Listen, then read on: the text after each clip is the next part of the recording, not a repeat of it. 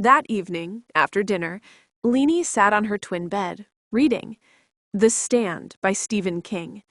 In the past week, she'd read 3 books by him and discovered a new passion.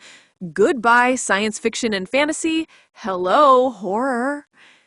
She figured it was a reflection of her inner life. She'd rather have nightmares about Randall Flagg or Carrie or Jack Torrance than about her own past. She was just turning a page when she heard voices, lowered, moving past her room. Leanie glanced at the bedside clock, one of dozens in the house, all ticking in time like the beat of a hidden heart. Almost 9 p.m. Usually, her grandparents were in bed by now. Leanie set the book aside, marking her page. She went to the door, cracked it open just enough so she could peer out. Lights were on downstairs. Leanie slipped out of her room. Her bare feet made no sound on the plush wool carpeting. Her hand gliding down the smooth mahogany banister, she hurried down the steps. At the bottom, the black and white marble felt cold beneath her feet. Mama was in the living room with her parents. Lenny carefully edged forward just enough so she could see Mama sitting on the burnt orange sofa with her parents sitting across from her in matching paisley wingback chairs. Between them, the maple coffee table was decorated with a forest of ornate china figurines. "They think he killed us," Mama said. "I read the local paper today." "He easily might have," Grandma responded. "I warned you, you recall, not to go to Alaska." "Not to marry him," Grandpa said. "Do you think I need I told you so's?" Mama said. She sighed heavily. "I loved him." Lenny heard the sorrow and regret that eddied between the 3 of them. She wouldn't have understood that kind of regret even a year ago. She did now. "I don't know what to do from here," Mama said.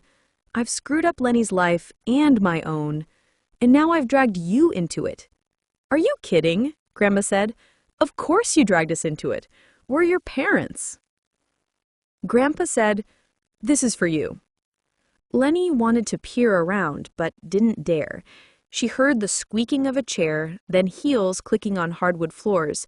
Grandpa always wore dress shoes, from breakfast to bedtime. And finally, a crumpling paper sound.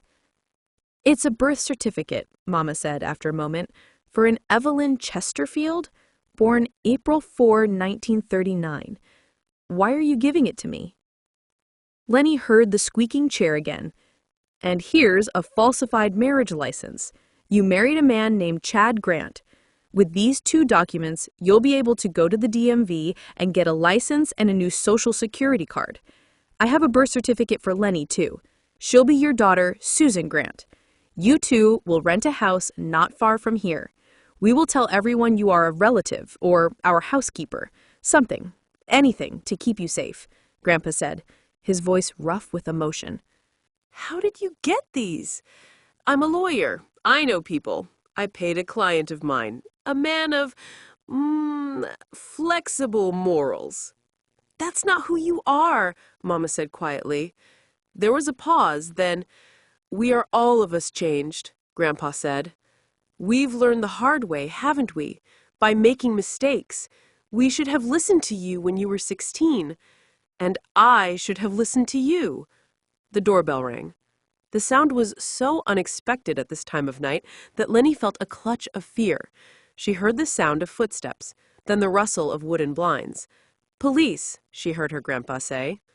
Mama hurried out of the living room and saw Lenny. "Go upstairs," Grandpa said, following Mama out of the living room. Mama took Lenny's hand and led her up the stairs. "This way," Mama said. "Quiet."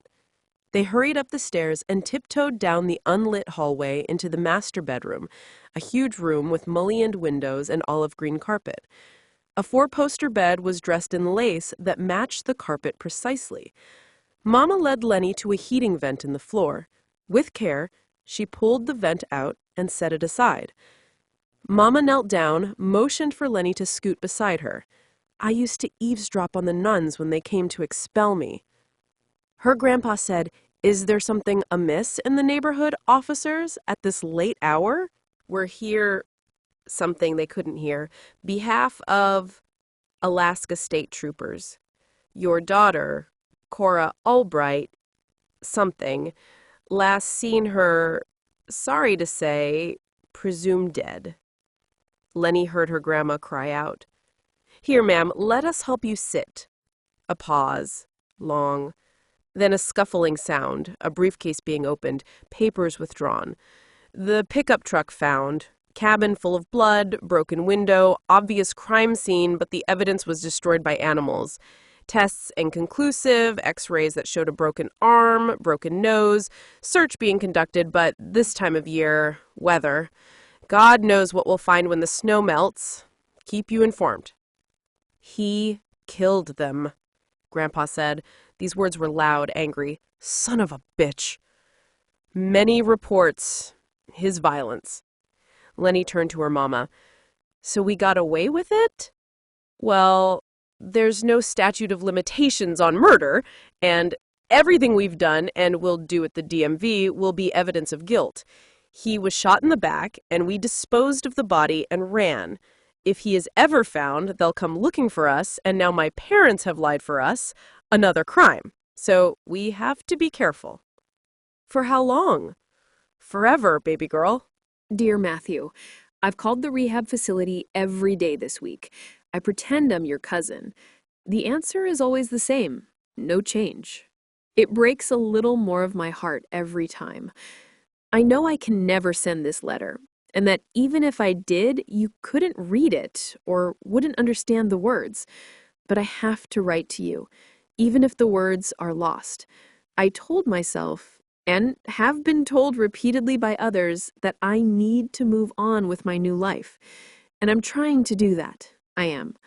But you are inside of me, a part of me, maybe even the best part. I'm not talking only about our baby. I hear your voice in my head. You talk to me in my sleep so much I've gotten used to waking with tears on my cheeks. I guess my mama was right about love. As screwed up as she is, she understands the durability and lunacy of it. You can't make yourself fall in love, I suppose, and you can't make yourself fall out of it. I am trying to fit in down here, trying hard. I mean, Susan Grant is trying to fit in. The streets are jammed with cars and the sidewalks are wall-to-wall people, and pretty much no one looks at anyone else or says hello. You were right about the beauty, though. When I let myself see it, it's there. I see it in Mount Rainier, which reminds me of Iliumna, and can magically appear and disappear. Down here, it's called the mountain, because really, they only have the one. Not like home, where mountains form the exposed spine of our world. My grandparents care about the weirdest things. How the table is set, what time we eat, how well I tuck the sheets into the bed, how tightly I braid my hair. My grandmother handed me tweezers the other day and told me to pluck my eyebrows. But we have a nice little rental house not far from them, and we can visit, if we are careful. I think Mama is surprised to find that she likes to be with her parents. We have plenty to eat and new clothes, and when we all sit around the dinner table, we try to knit our lives together, dropped stitches and all. Maybe that's what love is. Dear Matthew, Christmas here is like an Olympic event. I've never seen so much glitter and food. My grandparents gave me so many gifts, it was embarrassing. But afterward, when I was in my own room alone, staring out the window at neighbors we stay away from, looking at houses strung in twinkling lights, I thought of real winter, of you, of us. I looked at the picture of your grandparents and reread your grandmother's newspaper article. I wonder what it's like for our baby. Does she feel how uncertain I am? Does the song of my broken heart play for her? I want her to be happy. I want her to be the child of our love, of who we were. I think I felt the baby move today. I'm thinking of her as Lily, after your grandma. A girl needs to be strong in this world. Dear Matthew, I can't believe it's 1979. I called the rehab facility again today and heard the usual. No change. Unfortunately, my mother overheard my call. She blew her stack and said I was being stupid. Apparently, the police can trace the call if they wanted to, so I can't call anymore. I can't put us all at risk, but how can I stop? It's all I have left of you. I know you're not going to get better, but every time I call, I think, maybe this time. That hope is all I have, useless or not. But that's bad news, and that's easy. You want good news. It's a new year. I am going to the University of Washington. My grandmother pulled some strings and got Susan Grant registered with no evidence of graduation from high school. Life sure is different on the outside. How much money you have matters. College isn't what I expected. Some of the girls wear these fuzzy Shetland sweaters and plaid skirts and knee socks. I guess they're sorority girls. They giggle and clump together like sheep, and the boys who follow them around are so loud a bear could hear them coming from a mile away. In class, I pretend you're beside me. Once I believed it so much, I almost wrote a note to pass you under my desk. I miss you. Every day, and even more at night. So does Lily. She's started to kick me awake sometimes. When she does get all squirrely, I read her Robert Service poems and tell her about you. That quiets her right down. Dear Matthew, spring here is nothing like breakup. No earth falling away, no house-sized blocks of ice snapping free, no lost things seeping up from the mud. It's just color everywhere. I've never seen so many flowering trees. Pink blossoms float through the campus. My grandfather says the investigation is still open, but no one is looking for us anymore. They assume we are dead. In a way, it's true.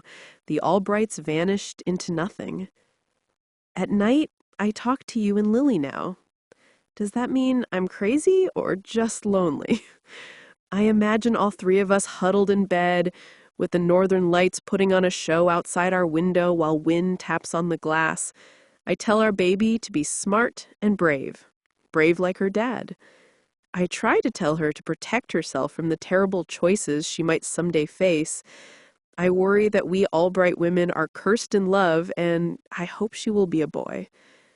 Then I remember you saying that you wanted to teach your son the things you had learned on the homestead, and, well, it makes me so sad I crawl into bed and pull the covers over my head and pretend I'm in Alaska in the winter. My heartbeat turns into wind pounding on the glass. A boy needs a father, and I am all Lily has. Poor girl. Those LeMay's classes were bogus, Lenny yelled when the next contraction twisted her insides and made her scream. I want drugs. You wanted natural childbirth. It's too late for drugs now, Mama said. I'm 18 years old. Why would anyone listen to what I want? I know nothing, Lenny said. The contraction ebbed. Pain receded. Lenny panted. Sweat itched and crawled across her forehead. Mama picked up an ice chip from the plastic cup on the table by the hospital bed and popped it in Lenny's mouth. Put morphine in it, Mama, Lenny begged. Please, I can't take this. It was a mistake. I'm not ready to be a mother. Mama smiled. No one is ever ready. The pain began building again. Lenny gritted her teeth, concentrated on breathing, like that helped, and clutched her mother's hand. She squeezed her eyes shut, panting until the pain crested.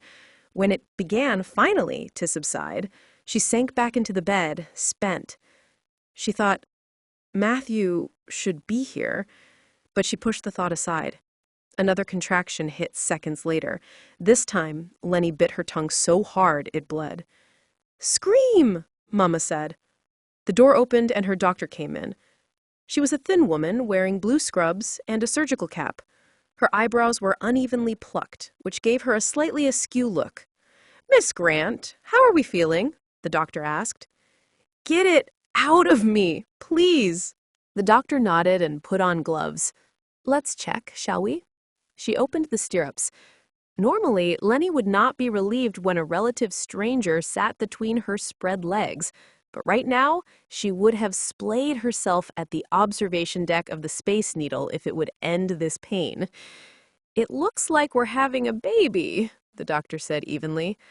"No shit," Lenny shouted at another contraction. "Okay, Susan. Push hard. Harder." Lenny did.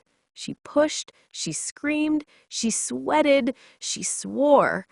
And then, as quickly as her pain had come, it ended. Lenny collapsed into the bed. "A baby boy," the doctor said, turning to Mama. "Grandma Eve, do you want to cut the cord?" As if through mist, Lenny watched her mother cut the cord and follow the doctor over to an area where they wrapped the newborn in a pale blue thermal blanket. Lenny tried to sit up, but she had no strength left. "A boy. Matthew. Your son." Lenny panicked, thought, "He needs you, Matthew. I can't do this." Mama helped Lenny to a sitting position and put the tiny bundle in her arms. Her son. He was the smallest thing she'd ever seen, with a face like a peach and muddy blue eyes that opened and closed, and a little rosebud mouth that made sucking motions. A pink fist burst out of the blue blanket, and Lenny reached down for it. The baby's minuscule fingers closed around hers. A searing, cleansing, enveloping love blew her heart into a million tiny pieces and reshaped it. "Oh my God," she said in awe. "Yeah," Mama said. "You've been asking what it's like." "Matthew Denali Walker, Jr.," she said quietly, a fourth-generation Alaskan who would never know his father, never feel Matthew's strong arms around him, or hear his steadying voice. "Hey, you," she said. She knew now why she had run away from their crime. She hadn't known before, hadn't understood, truly, what she had to lose. This child, her son. She would give up her life to protect him. She would do anything and everything to keep him safe, even if that meant listening to her mother and cutting the last tender thread to Alaska and Matthew, the calls to the rehab center. She wouldn't call again. The very thought tore her heart, but what else could she do? She was a mother now. She was crying softly.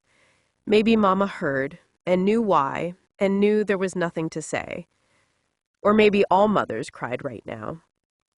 "Matthew," she whispered, stroking his velvet cheek. "We'll call you MJ. They called your daddy Maddie sometimes, but I never did. And he knew how to fly. He would have loved you so much."